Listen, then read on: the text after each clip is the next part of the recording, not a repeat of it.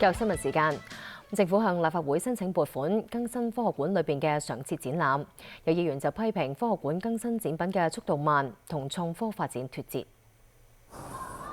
電動車普及多年，無人車亦都正測試，但喺科學館嘅交通展廳，展品仍然停留喺傳統嘅引擎年代。呢一個廳嘅展品，連同其他6個廳喺科學館1991年落成至今，已經用咗27年。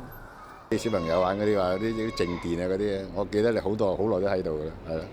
我自己就一定唔會再嚟嘅啦，係啦。不過小朋友嚟咁咪再帶佢嚟。呢一個1:30鄭和用嚟下西洋嘅船，係科學館開館嘅時候已經喺度㗎啦。政府計劃向立法會申請2000萬元非經常撥款，更新科學館常設展覽，並且為力學廳、光學廳等更換或者係提升展品，運用最新展示技術，提升展覽質素。有議員就批評科學館展覽更新慢。科學館呢20幾年先至更新呢，我都不可思議嘅。即係如果你話每5年度更新一次呢，我覺得反而係比較正常。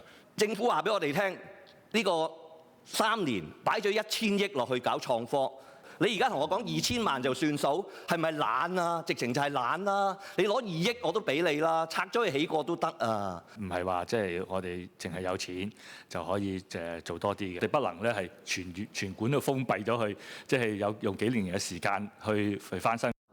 政府話今個財政年度科學館入場人次近200萬，打破歷年紀錄，更新必須要配合開館時間，期望盡快完成。無線電視記者何欣報導。